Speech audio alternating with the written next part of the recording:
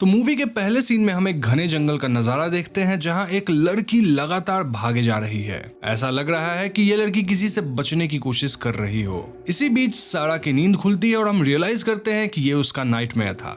उठने के तुरंत बाद सारा अपना सामान बांधती है और जापान के लिए एक प्लेन बोर्ड करती है। हम देखते हैं कि वो काफी डिस्ट्रेस्ड लग रही थी और लगातार अपनी बहन जेस को फोन किए जा रही थी, लेकिन जेस का फोन नहीं लगता। आगे हम पास्ट का सीन देखते हैं जहां हमें पता चलता है कि सारा और जेस दो जुड़वा बहनें हैं। इनके माता पिता का बचपन में देहांत हो गया था, जिसके बाद इनकी दादी ने इन्हें पाल पोस कर बड़ा किया। प्रेजेंट में आज से ठीक 2 दिन पहले सारा को जापान से फोन आता है जहां पुलिस उसे बताती है कि उसकी बहन जेस जो वहीं के स्कूल में पढ़ती थी वो 2 दिन से लापता है। असल में स्कूल बच्चों को माउंट फुजियामा के ट्रिप पे ले गई थी और इसी पहाड़ से सटा एक जंगल है। मैं इस जंगल का नाम नहीं लूंगा वरना वीडियो डिमोनेटाइज होगा। बस समझ जाओ कि इस जंगल से एक बार लोगन पॉल का बहुत खतरनाक केस हुआ था। तो जाहिर सी बात है कि इस जंगल में जो लोग भी जाते हैं वो वापस नहीं लौटते। अतः सब लोग मान रहे थे कि शायद जेस जिंदा नहीं होगी। इनफैक्ट पुलिस तो उसकी लाश रिकवर करने की बात करते हैं। अब सारा इस बात को बिल्कुल नहीं मानती क्योंकि उसे यकीन है कि जेस जिंदा है। वो अपने बॉयफ्रेंड रॉब से कहकर खुद जापान जाने का फैसला करती है। रॉब उसे वार्न करता है सेइंग कि जेस अक्सर प्रॉब्लम में पड़ जाती है और फिर खतरा सारा को उठाना पड़ता है, लेकिन सारा अपनी बहन को लेकर बहुत चिंतित थी। प्रेजेंट में हम सारा को जापान में देखते हैं। रात को सोते हुए उसे अपने कमरे में एक अजीब आवाज सुनाई देती है। वो उठकर दरवाजा खोलती है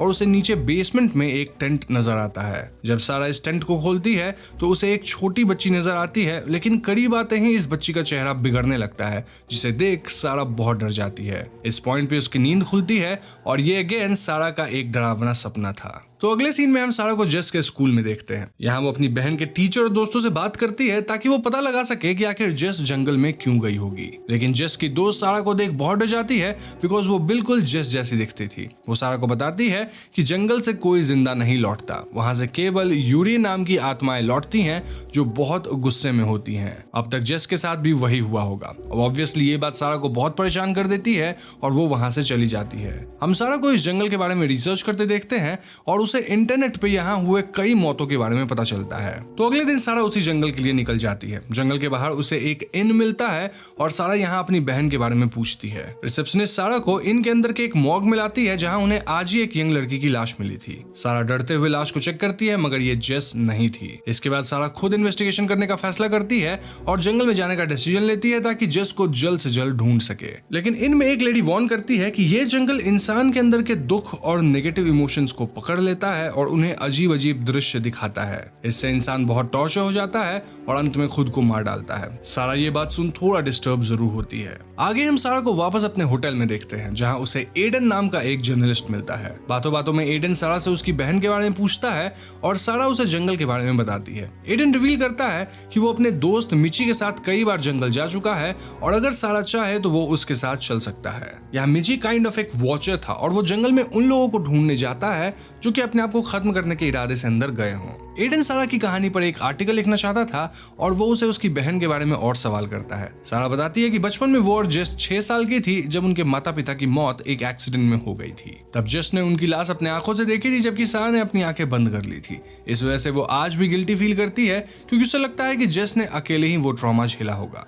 यहाँ हमें फ्लैशबैक का सीन दिखाया जाता है जब जेस और सारा छोटी थी। हम देखते हैं कि उस रात असल में सारा के पिता ने उसकी माँ को जान से मार डाला था, जिसके बाद उन्होंने खुद को भी मार गिराया। यही नहीं, जेस ने इस इंसिडेंट को अपने कैमरे में रिकॉर्ड कर लिया था, लेकिन सारा ये बात एडन को नहीं बता दी। तो अगले सीन में हम अगले दिन का नजारा देखते हैं। सारा, मिची और एडन जंगल के अंदर जाने की तैयारी में थे। मिची सारा को ऑब्जर्व करता है एंड देन वो कहता है कि उसे लगता है कि सारा अंदर से दुखी है, अतः उसे जंगल में नहीं जाना चाहिए क्योंकि इस जंगल के अंदर आपका जो दुख और तकलीफ होता है वो एम्पलीफाई हो जाएगा क्योंकि जंगल इसी चीज पे फीड करता है। यहाँ सारा मिची को आश्वासन देती है कि वो खुद को संभाल लेगी। सारा इस बात पे ध्यान नहीं देती और ये तीनों जंगल के अंदर दाखिल होते हैं। जंगल के अंदर इन्हें कई लाशें दिखाई देती हैं जो उन लोगों की थी जिन्होंने खुद को मार लिया था। मिची ये देखता है और गौर करता है कि अब तक जेस भी जिंदा नहीं होगी। वो सारा को वार्न भी करता है कि यदि उसे यहाँ कुछ भी अजीब दिखाई दे तो वो सिर्फ उसका भ्रम होगा, अतः उसे उस पर ध्यान नहीं देना चाहिए। कुछ दूर चलने के बाद सारा को एक येलो टेंट दिखता है जो बिल्कुल वैसा था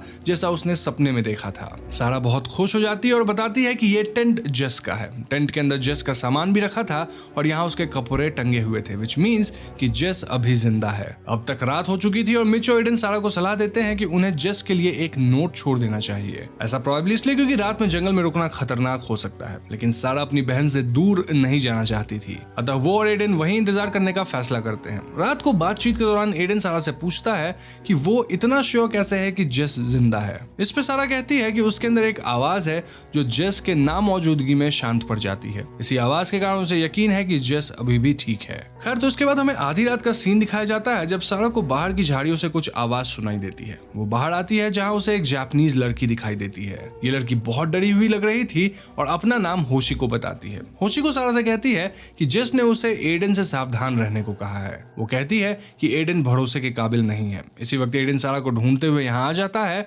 और होशिको गायब हो जाती है। अब तक सारा को एडन पे शक हो चुका था और वो होशिको के बारे में एडन को कुछ नहीं बताती। अगली सुबह एडन सजेस्ट करता है कि उन्हें जंगल के बाहर जाकर मदद बुलानी चाहिए ताकि जेस के लिए सर्च पार्टी तैयार की जा सके। एडन सारा को लेकर जंगल से निकलने लगता है और वो दोनों एक नदी को फॉलो करने का फैसला करते हैं। लेकिन सारा को ऐसा लगता है कि एडन उसे जंगल के और अंदर ले जा रहा है और वो उसे कन्फ्रंट करती है। सारा एडन से पूछती है कि क्या वो जेस से भी मिल चुका है, जिसपे एडन इनकार कर देता है। वो एडन का फोन चेक करती है और उसमें उसे जेस की तस्वीर दिखाई देती है। ये देख सारा बिल्कुल शॉक्ड हो जाती है और एडन से जेस के बारे में पूछती है। एडन सारा को समझाने की कोशिश करता है लेकिन सारा वहां से भाग निकलती है। अब सारा यहाँ जंगल के अंदर की तरफ दौड़ती है और हम उसके पीछे एक डरावनी एंटिटी को देखते हैं। आगे भागते हुए सारा का पैर फिसल जाता है और वो एक गड्ढे में गिर जाती है। इधर जंगल के अंदर मिची को सारा और एडन का कोई पता नहीं चलता और वो एक सर्च पार्टी लेकर अंदर दाखिल होता है। अब तक रॉब भी यहाँ आ चुका था और ये सभी सारा और एडन को ढूंढने की कोशिश करते हैं।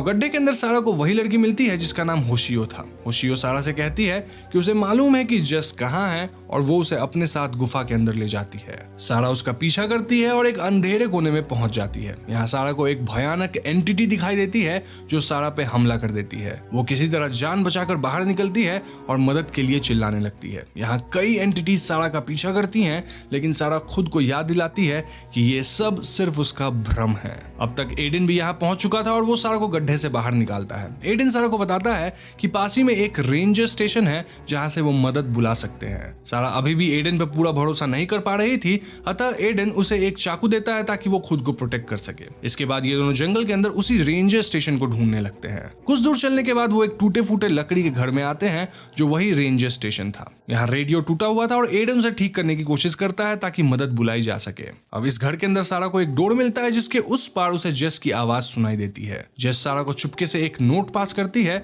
जिसमें लिखा था कि एडन उन दोनों को जान से मार डालना चाहता है और उन्हें उससे चाबी लेकर भागना होगा। ये सब सुनकर सारा पैनिक करने लगती है और एडन पर एक नाइफ से हमला कर देती है। वो उससे घर के उस दरवाजे की चाबी मांगती है। एडन सारा को संभालने की कोशिश करता है लेकिन हाथापाई में सारा एडन को जान से मार देती है। अब तक वो डोर भी खुल चुका था जहां कोई भी मौजूद नहीं था। इस पॉइंट पे सारा रियलाइज करती है कि जेस का वो आवाज और जो नोट उसे मिला था ये सब एक हैलुसिनेशन था, यानी कि एक्चुअली में ऐसा कुछ हुआ ही नहीं था। लेकिन सारा तो एडन को मार चुकी है। डरते हुए सारा उस डोर की तरफ बढ़ती है जहां वही बचपन का सीन प्ले होता है जब सारा के पिता ने उसकी मां को मार डाला था और जेस ने ये सब अपनी आंखों से देखा था। आज सारा जेस की आंखें बंद करके उसे प्रोटेक्ट करने की कोशिश करती है। इसी बीच सारा के पिता की बॉडी उठ खड़ी होती है और सारा को अपने तरफ खींचने की कोशिश करती है, लेकिन सारा उसी नाइफ से उनका हाथ काट देती है और वहां से बाहर भागती है। वो जेस को पुकारती हुई जंगल में उधर उधर भागने लगती है। दूसरी तरफ हम पहली बार जेस को देखते हैं जो बहुत डरी हुई थी। उसे अपनी बहन की आवाज सुनाई देती है